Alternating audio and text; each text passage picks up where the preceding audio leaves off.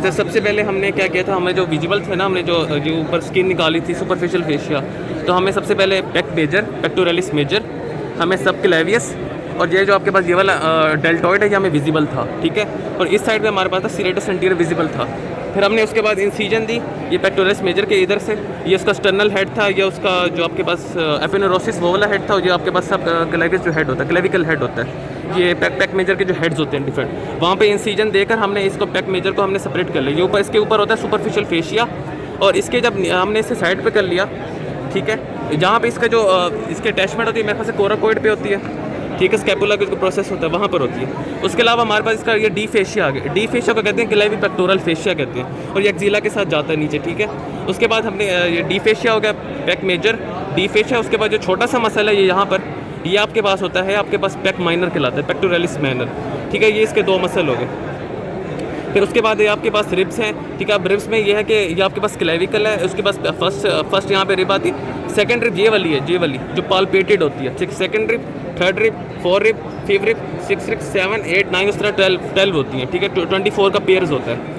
फिर उसके बाद आपने जी सेकंड रिब होगी, पालपेटेड होगी, और उसके दरमियान आपके पास क्या होता है कि इंटरकोस्टल मसल्स होते हैं। ये जो बाहर की तरफ होते हैं वो एक्सटर्नल इंटरकोस्टल मसल, और अंदर की तरफ इंटरनल इंटरकोस्टल मसल्स होते हैं, ठीक है। ये आपके पास स्टर्नम हो गई, और ये स्टर्नम का जो आपके पास मेनुब्रियम स्टर्नाई होती है, यहाँ पे क्यों आपके एक एंगल बन रहा होता है, ठीक है, वो एंगल होता है। और यहाँ पर आपके पास होता है जुगुलर नॉच होती है, ठीक है। और यहाँ पर आपके पास वो एक बन रहा होता है इंफ्रा क्लेविकुलर कहलाते हैं मेरे ख्याल से, फोसा, ठीक है। उसकी बाउंड्री मुझे बताएं कि एक डेल्टॉइड होती है, एक पेक मेजर होता है, और एक मेरे ख्याल से क्लेविकल होता है, या इस तरह कुछ होता है, ठीक है। ये इसके 3 मतलब होते हैं। और उसके अलावा आपने बताना कि सीरेटस इंटीरियर में क्या होता है कि सर क्या बता रहे थे कि 8 डिजिट्स होती हैं इसकी, जहाँ से निकलते हैं अपर 8 रिब से होती है, अपर 8, हाँ अपर 8 रिब से, first, second, third, fourth, fifth, six, इस तरह 8 तक होती है सीरेटस इंटीरियर। अब यहाँ पर ये सीरेटस इंटीरियर होता है, और जहाँ से एक्सटर्नल ऑब्लिक नीचे से आ रहा होता है, आपको पता है इलियक क्रस्ट जो होती है ना, वहाँ से आ रहा होता है, उसके आउटर लिप से आ रहा होता है सीरेटस।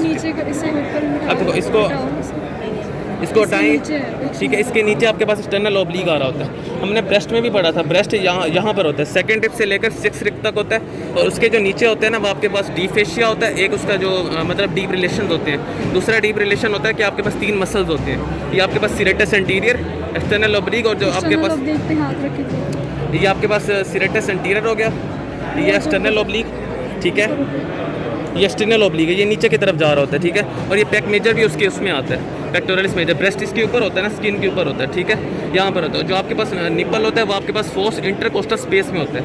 इसको दो यहाँ पे 2 आपके पास इंटरकोस्टल है ना, जो थर्ड, ये सेकंड है, थर्ड है, फोर्थ है। अब ये फोर्थ अब जो स्पेस बनेगी ना, ये first intercostal space, second, third and fourth, यहाँ पे आपके पास निपल होता है, ठीक है।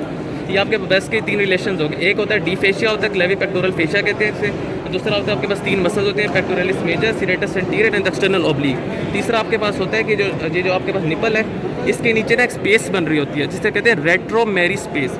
वो स्पेस का काम होता है कि जो पेक्टोरलिस जो फेशिया है ना आपके पास, सुपरफिशियल फेशिया, पेक्टोरलिस मेजर के ऊपर वाला जो फेशिया होता है, उसको सेपरेट करती है ब्रेस्ट